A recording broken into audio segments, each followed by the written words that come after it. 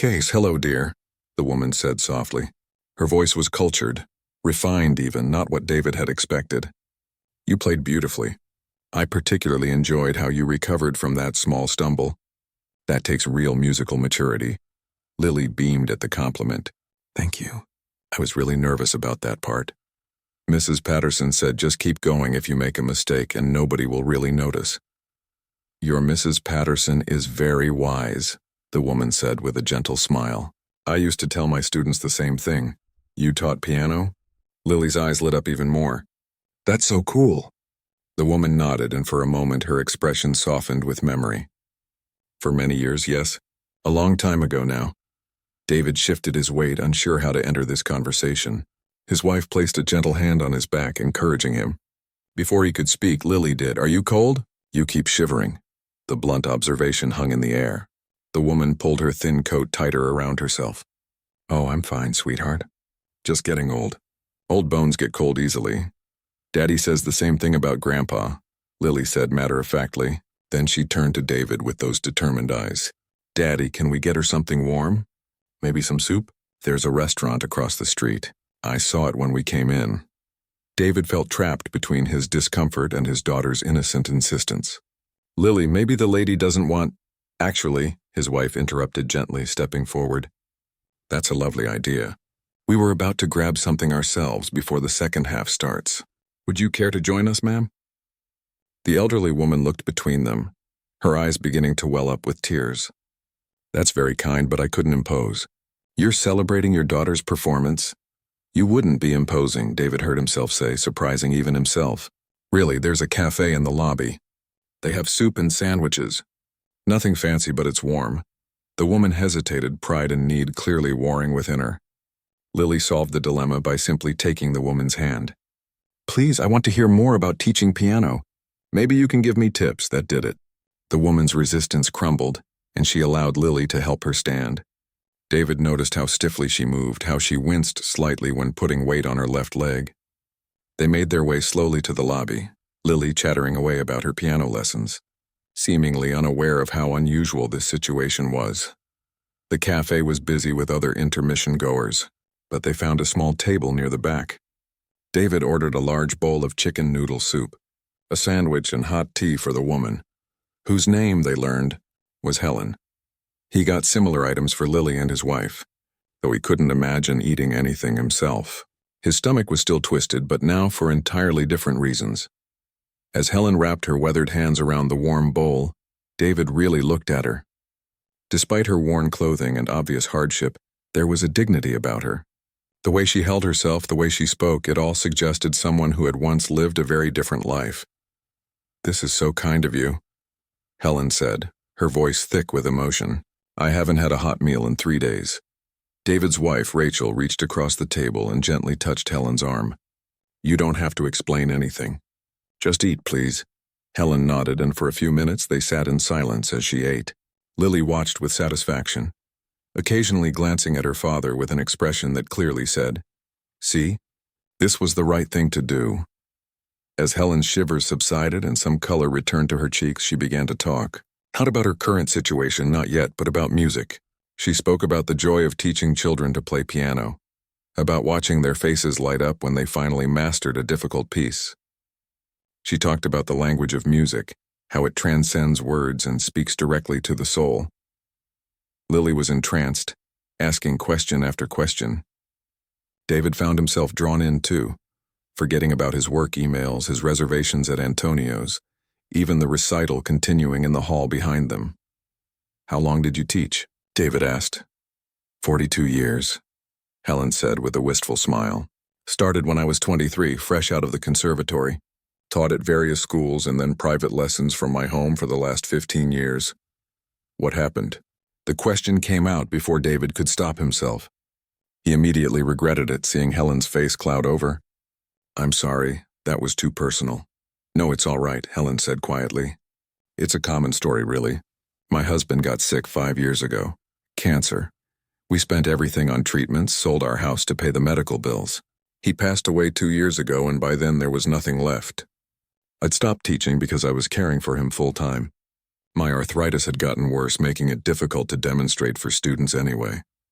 Rachel's hand went to her mouth. David felt like he'd been punched in the chest.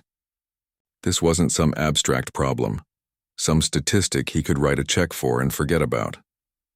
This was a real person, someone who devoted her life to enriching others through music, now sitting before them with 3 days of hunger in her eyes. I tried to find work after. Helen continued, staring into her soup. But who wants to hire a 73-year-old woman? I lived in my car for a while, but then it broke down. I've been staying at the shelter on Maple Street for the past 6 months. They're kind there, but it's not always safe, and there's never enough food to go around. Why did you come to the recital? Lily asked innocently. Did you know someone playing? Helen smiled, and for the first time, David saw tears spill down her weathered cheeks. No, sweetheart. I come to these sometimes when I can. I wait until after it starts, slip in the back, and just listen. It reminds me of who I used to be, of the life I had, of the children I taught and the music we made together. For a few hours I can pretend I'm still that person. The weight of her words settled over their table like a heavy blanket. David looked at his daughter, who had tears streaming down her young face. Then he looked at his wife, who was openly crying now, and he felt something crack open inside his chest, something he'd kept carefully sealed away behind busy schedules and business deals. That's so sad, Lily said, wiping her eyes. Daddy, we have to help her. You always say we're blessed. That's what blessed people do, right? They help? David swallowed hard. His daughter was quoting him again, throwing his own words back at him with the brutal honesty of childhood. He thought about his life, the luxury car he drove, the house with more rooms than they needed, the investment portfolio his financial advisor kept growing, the donations he made to charities at tax time, writing checks and forgetting about them the next day. When had he become someone who gave from his excess but never from his heart? When had he started seeing poverty as someone else's problem to solve? Daddy! Lily's voice broke through his thoughts. Can we help her? David looked at Helen, who was shaking her head. You've already done more than enough, she said firmly. This meal, this kindness, it means more than you know. But I'm not asking for charity. I'm not your responsibility. What if you were? The words came out before David had fully formed the thought. Everyone at the table looked at him. What if we made you our responsibility? Helen's eyes widened. I don't understand. David didn't fully understand either. He was operating on instinct now, on the feeling that had been growing in his chest since Lily first pointed out this woman. Where are you staying tonight? The shelter, if they have space. If not, there's a church that leaves its side door unlocked. I sleep in one of the back pews sometimes, Rachel gasped. In this weather? It's supposed to drop below freezing tonight. I'll be fine, Helen said, but her trembling hands betrayed her words. David pulled out his phone, ignoring the reminder notification about their Antonio's reservation. I'm calling the Hampton Inn down the street. We're getting you a room for tonight, a warm bed, a hot shower, and breakfast in the morning. No, I can't, Helen began. Yes, you can, Lily interrupted, reaching across the table to hold Helen's hand. Please, it's what friends do. And we're friends now, right? Helen looked at this 7-year-old child, tears flowing freely now. Yes, sweetheart. We're friends. David made the call, booking a room for the night. As he did, he caught his wife's eye. She was looking at him differently, with a mixture of surprise and something else. Pride, maybe, or perhaps she was seeing him the way he'd been years ago, before the success and the busy schedule had dulled his compassion. When he hung up, Helen was crying openly, her face in her hands. Rachel moved to sit beside her, wrapping an arm around her shoulders. Lily held her hand, patting it gently. Why? Helen finally managed to ask. Why are you doing this? David thought about his answer.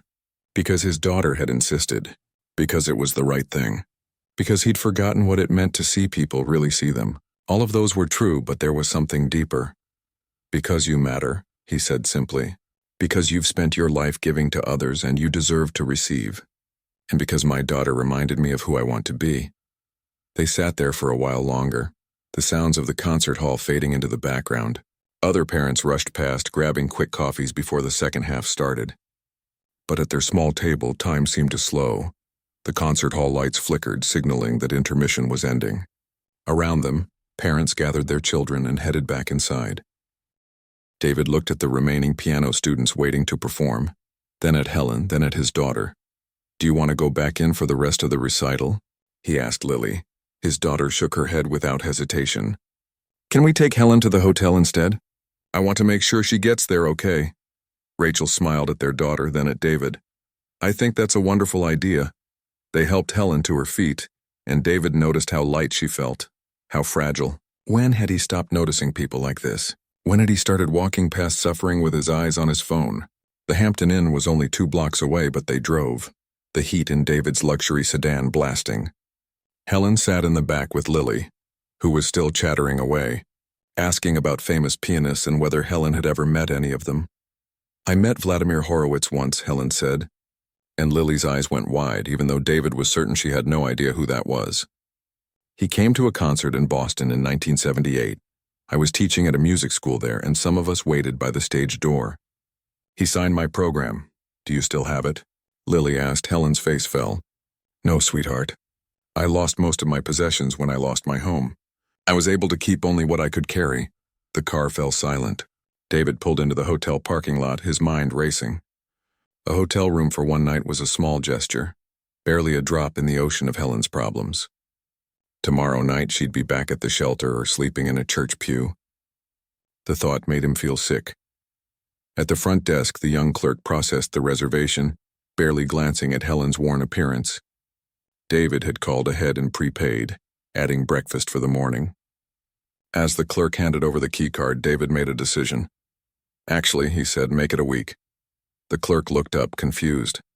"Sorry, sir?" "The room. I want to book it for a week, not just one night." "David?"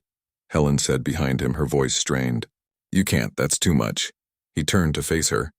7 days gives us time to figure out a better solution. Please, let us do this." Rachel stepped closer to him, linking her arm through his. She whispered, "I love you," so softly only he could hear it. They rode the elevator to the 3rd floor, and David couldn't help but notice how Helen's eyes kept welling with tears. When they reached her room, she fumbled with the key card, her arthritic hands shaking. "Here, let me," Rachel said gently, taking the card and opening the door. The room was standard, nothing fancy by David's usual standards. But when Helen stepped inside and saw the queen-sized bed with its clean white sheets, the private bathroom, the television, she broke down completely. She sank onto the edge of the bed, sobbing into her hands. Lily immediately sat beside her, wrapping her small arms around Helen's shoulders. "It's okay," she whispered. "You're safe now." David stood frozen in the doorway, feeling completely out of his depth. Rachel moved past him, kneeling in front of Helen and taking her hands. "I know this is overwhelming," Rachel said softly, "but you're not alone anymore, okay? We're going to figure this out together." "Why?" Helen asked through her tears. "You don't even know me. Why are you doing all this?" David finally found his voice. "Because it's the right thing, and because I've been living my life wrong and I didn't realize it until tonight." Helen looked up at him, confusion in her watery eyes. "Living wrong? You seem like a wonderful family." "We are blessed," David admitted, moving further into the room. "But I've been so focused on building success, on providing for my family, that I forgot about everything else. I write checks to charities, sure, but when's the last time I actually talked to someone who needed help? When's the last time I saw someone suffering and didn't just walk past?" He sat down in the chair near the window. "My daughter saw you tonight. In a room full of people, she saw you, and she refused to leave until we made sure you were okay. A 7-year-old child has more compassion in her little finger than I've shown in years." "That's not true," Helen said, wiping her eyes. "You're here now. That counts." "Only because Lily insisted," David said honestly. "If it were just me, I would have walked right past you. I would have told myself that it wasn't my problem, that there are programs to help people like you. I would have checked my phone and headed to my dinner reservation and never thought about you again." The room fell silent except for the hum of the heating unit.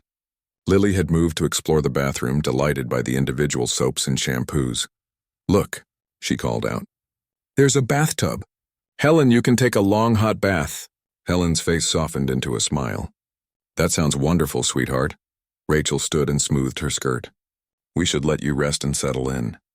But first, let me see your phone." Helen shook her head. "I don't have one anymore. Couldn't afford to keep the service." Rachel pulled out her own phone. "Then take mine for now. I'll get another one tomorrow." I want you to have a way to call us if you need anything. I can't take your phone, Helen protested. You can and you will, Rachel said firmly, her tone brooking no argument. Look, I'm going to program our numbers in here. David's cell is under David and I'll add our home number too. You call us if you need anything at all. Promise me. Helen took the phone with trembling hands. I promise. David stood, reaching for his wallet. He pulled out all the cash he had, which turned out to be about $200. For food and necessities. The hotel has a restaurant downstairs and there's a pharmacy across the street. I can't keep taking from you, Helen said, but her protest was weaker now. You're not taking, Lily said, bouncing back into the room. We're giving. There's a difference. Daddy explained it to me once. Taking is when you grab something that isn't yours. Giving is when you share because you want to help. Out of the mouths of babes, David thought. His daughter had been listening all along, absorbing his occasional philosophical dinner table discussions about charity and kindness. He'd thought they were just words, lessons he was passing down. He hadn't realized she'd actually take them to heart. They said their goodbyes, with Lily making Helen promise to call them tomorrow. As they rode the elevator back down, David felt emotionally exhausted. The adrenaline of the evening was wearing off and reality was setting in. We missed your celebration dinner, he said to Lily. She shrugged. That's okay. This was better, was it? David asked, genuinely curious about his daughter's perspective. Yeah, Lily said thoughtfully. I felt good playing piano, but I feel even better knowing Helen won't be cold tonight. Music is important, but people are more important, right? David looked at his wife over Lily's head. Rachel's eyes were shining with unshed tears. Right, he managed to say past the lump in his throat. People are more important. They drove home in relative silence, each lost in their own thoughts. When they pulled into their driveway, the house seemed bigger than usual, more excessive. David counted the windows, each one representing a room they barely used. The guest suite, the home office, the formal dining room they'd used maybe 3 times in the past year. Inside, Lily headed straight for bed, exhausted from the emotional evening. Rachel tucked her in while David stood in the doorway watching. He heard his daughter's sleepy voice ask, Mommy, what's going to happen to Helen after the week is over? I don't know, baby, Rachel answered honestly. But we're going to try to help her figure it out. Good, Lily murmured. She's nice, and she's really good at explaining piano stuff.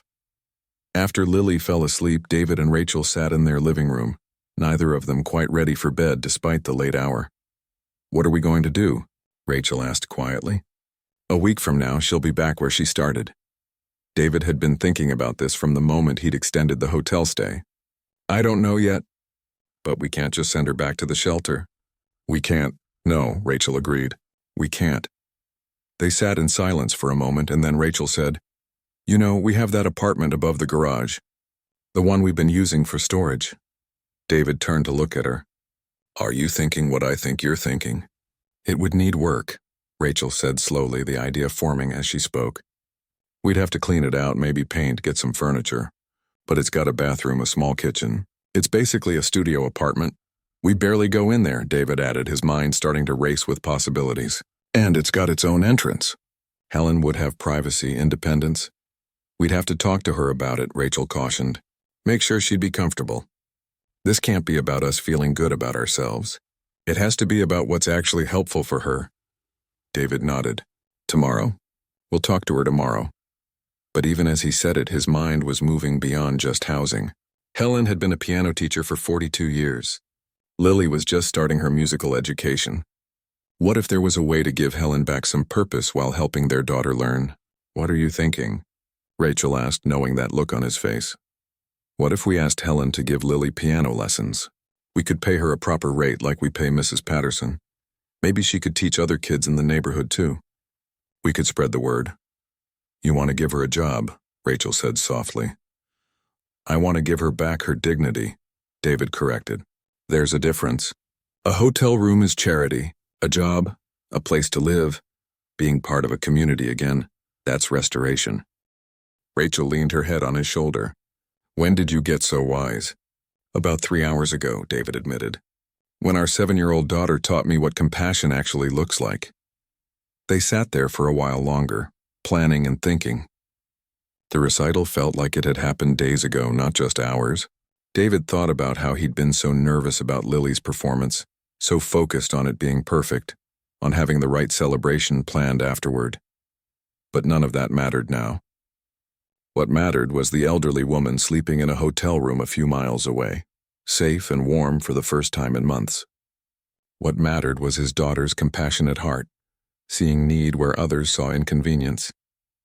What mattered was figuring out how to turn this one gesture into something lasting, something that could actually change a life. David finally stood, offering his hand to Rachel. "We should get some sleep. Tomorrow's going to be a big day." "Yeah," Rachel agreed, taking his hand. "I think it is." As they headed upstairs, David paused at Lily's door, pushing it open slightly to check on her. She was fast asleep.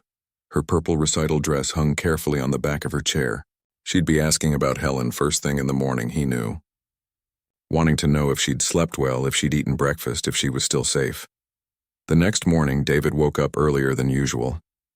He'd spent half the night thinking about Helen, about their plan, about whether they were doing the right thing or overstepping. By 6 a.m., he gave up on sleep and went downstairs to make coffee.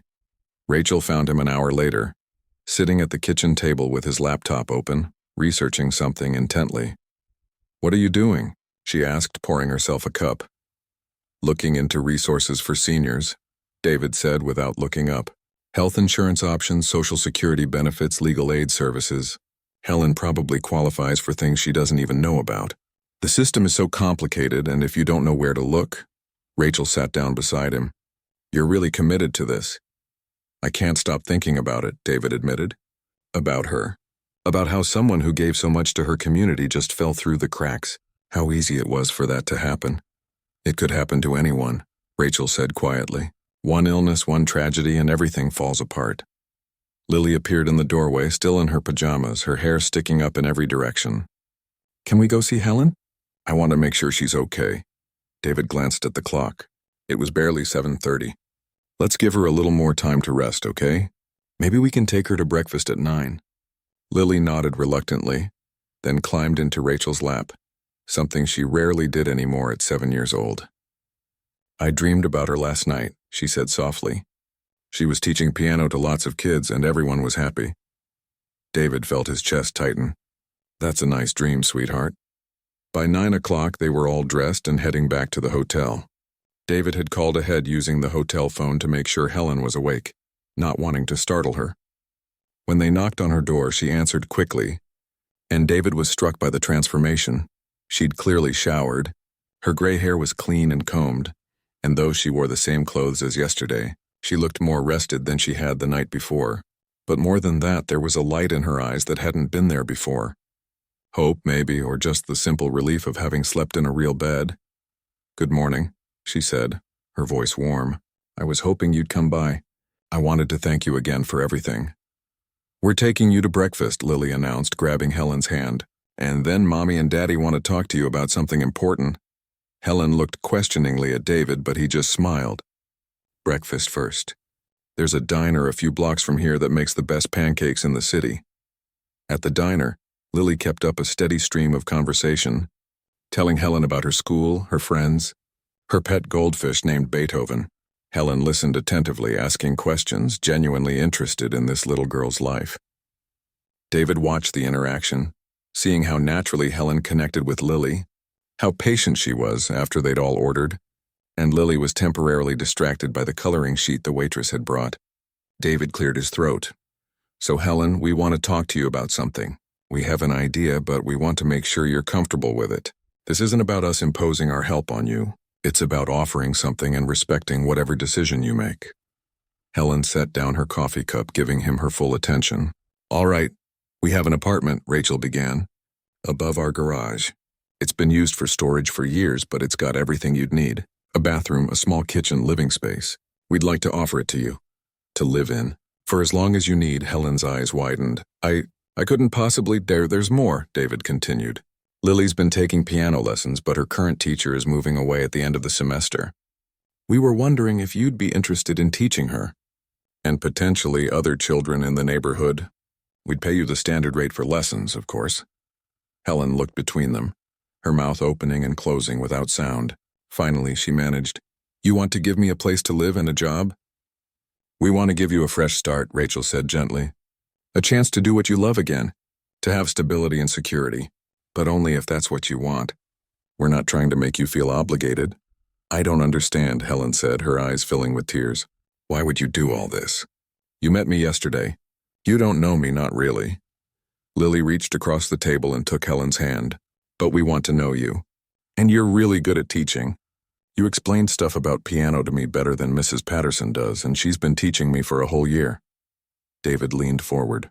"Helen, yesterday you said you come to recitals to remember who you used to be. But you're still that person. You're still a teacher. You still have so much to give. You shouldn't have to sleep in churches or wonder where your next meal is coming from. Not when we have the means to help and you have the ability to work.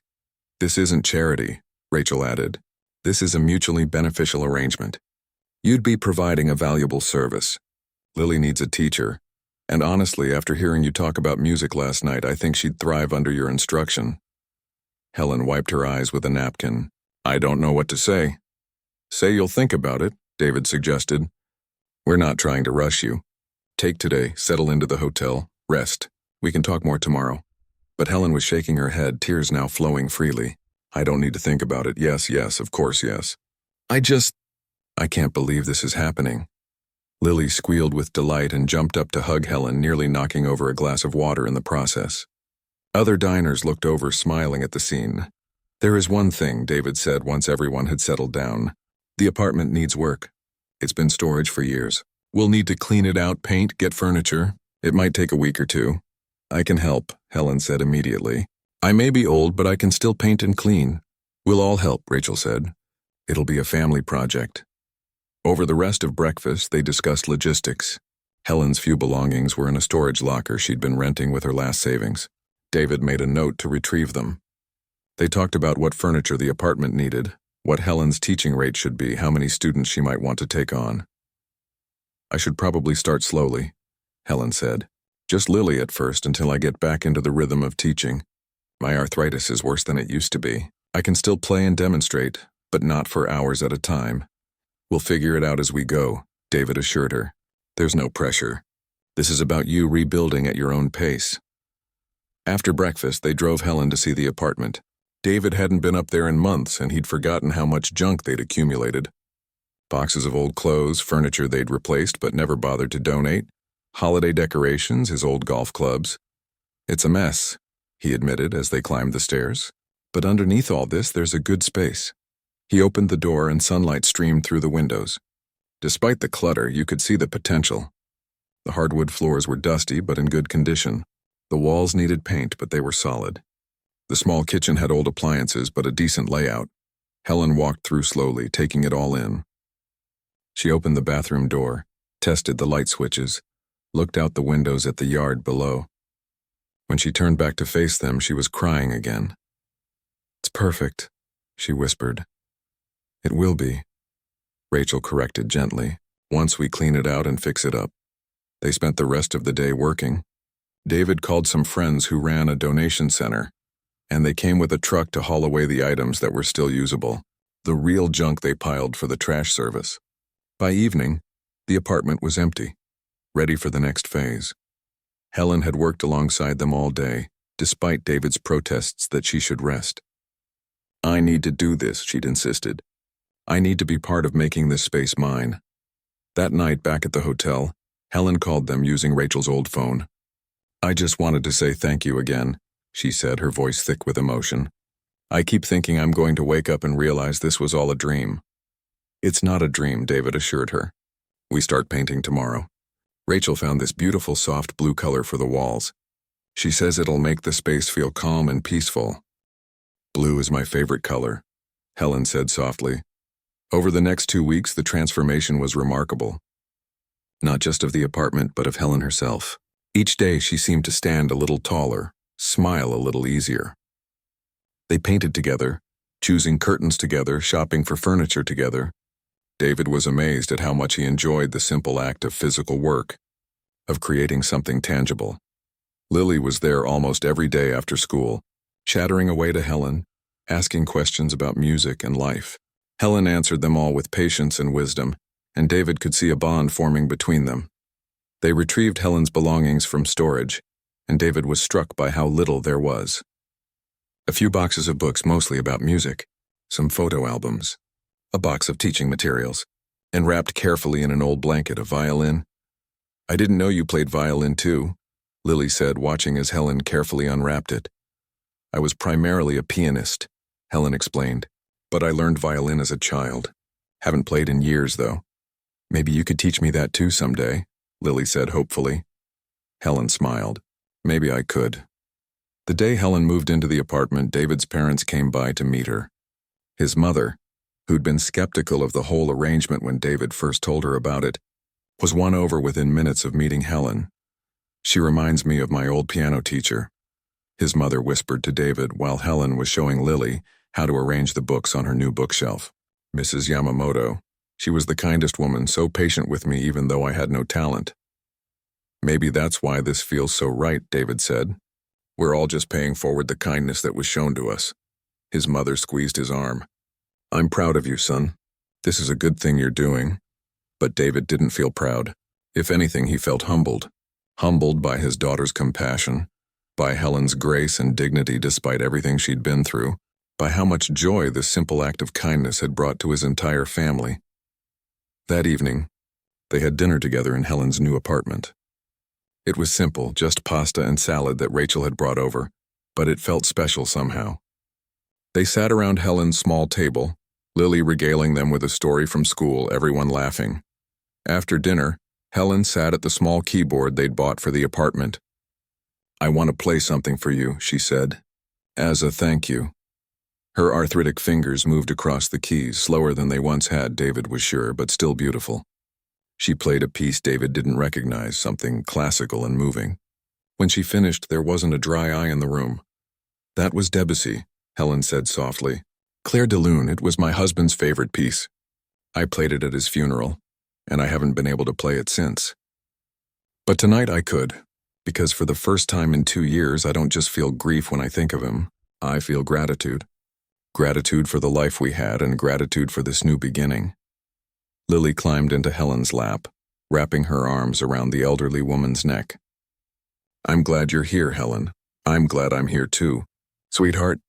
As they walked back to the main house that night, Lily between them holding both their hands, David felt something he hadn't felt in a long time. Peace. Real, deep peace. "Daddy," Lily said, looking up at him, "do you remember at the recital when you checked your watch a lot?" "I do. I was nervous about your performance, but also about the fancy restaurant," Lily said wisely. "The one we never went to," David smiled. "That's true. I think this was better," Lily said. "Don't you?" David looked back at the light glowing in Helen's window, then at his daughter's upturned face, then at his wife walking beside them. "Yeah, sweetheart," he said, his voice rough with emotion. "This was so much better." 3 months passed, and Helen's first piano lesson with Lily was scheduled for a Saturday morning. David watched from the main house as his daughter practically skipped across the yard to the garage apartment. Her music books clutched against her chest. He'd been nervous about this moment, worried that Helen might not be up to teaching anymore, or that Lily might not respond well to a different teaching style. But within minutes of the lesson starting, he could hear laughter floating through the open window, and then the sound of piano scales, played with more enthusiasm than precision.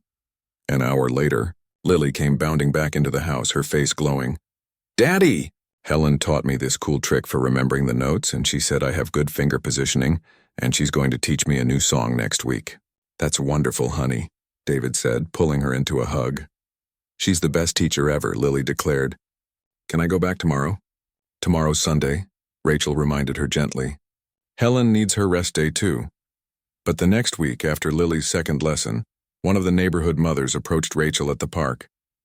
"I heard you have a new piano teacher living with you," the woman said. "My daughter has been wanting to learn. Would Helen consider taking on another student?" Word spread quickly after that. Within a month, Helen had 5 students. Within 2 months, she had 10. She had to start turning people away, her arthritis limiting how many lessons she could give in a week. But David could see the transformation in her. She moved with purpose now, spoke with confidence, smiled readily. "I never thought I'd teach again," she told David one evening when he stopped by to fix a leaky faucet in her apartment. "I thought that part of my life was over." "How does it feel?" David asked, tightening a pipe. "Like coming home," Helen said simply. "Like finding a part of myself I thought I'd lost forever." David finished with the faucet and stood wiping his hands on a rag. "I have something I need to tell you. Something I should have mentioned before." Helen looked at him with concern. "What is it?" "When we first met you at the recital, you said something that stuck with me. You said you used to teach at various schools around the city." "That's right." David took a breath. "One of those schools was Riverside Elementary, wasn't it?" Helen nodded slowly. "Yes, I taught there for about 10 years. "How did you know?" "Because I went there," David said quietly. "And you taught me." "3rd grade. I was David Morrison back then before I took my stepfather's last name." Helen's eyes went wide. "David Morrison?" "Little David with the single mom who worked 2 jobs," David finished. "Who could barely afford school supplies, let alone piano lessons."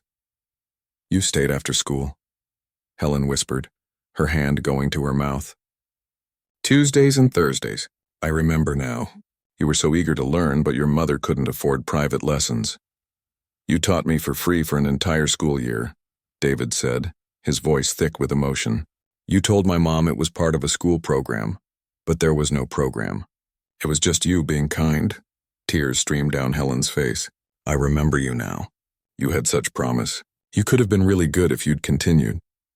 "I stopped playing after that year," David admitted. "My mom's situation improved and we moved to a different district. But what you gave me wasn't just piano lessons, Helen. You gave me the belief that I mattered, that someone cared whether I succeeded or failed. You saw potential in a poor kid that nobody else bothered to see." Helen was crying openly now. "I had no idea. When we met at the recital, I didn't recognize you." "I'm 25 years older and 50 pounds heavier," David said with a smile. "Plus I go by a different last name now. But I recognized your voice that first night, the way you talked about music. It's been haunting me, making me wonder. And then a few weeks ago I found an old box of stuff from elementary school, and there was a recital program with your name on it. This is why you helped me," Helen said softly. "Not just because Lily asked you to." "No," David said firmly. "I helped you because it was the right thing to do. Because my daughter saw someone in need and refused to walk away. But yes, when I realized who you were, it felt like fate. Like the universe giving me a chance to pay back a kindness I'd never properly thanked you for." Helen shook her head, wiping her tears. "You don't owe me anything. I was just doing my job, being a teacher." "You were doing more than your job," David insisted. "You were changing lives. You changed mine. And I spent the last 20 years so focused on building success that I forgot what really mattered. Forgot that success means nothing if you don't use it to help others." They sat in silence for a moment, the weight of the revelation settling between them. Finally, Helen spoke. "Does Lily know?" "Not yet. I wanted to tell you first." "Thank you," Helen said, "for everything. For seeing me that night at the recital. For listening to your daughter. For giving me back my life." "Then thank you," David countered. "For teaching a lonely kid piano all those years ago. For believing in him when nobody else did." The next week, David had an idea. He was meeting with some business contacts downtown when he passed by an old community center he'd always ignored before. On impulse, he went inside. The director, a tired-looking woman in her 50s, was dealing with a leaky ceiling and a phone that wouldn't stop ringing. "Can I help you?" she asked, finally hanging up the phone. "Maybe I can help you," David said. "Tell me about this place." She explained that the community center served low-income families, providing after-school programs, meal services, and activities for seniors. They operated on a shoestring budget, mostly grants and donations, always one crisis away from closing. "Do you have a music program?" David asked. "We used to," she sighed. "But our music teacher retired 2 years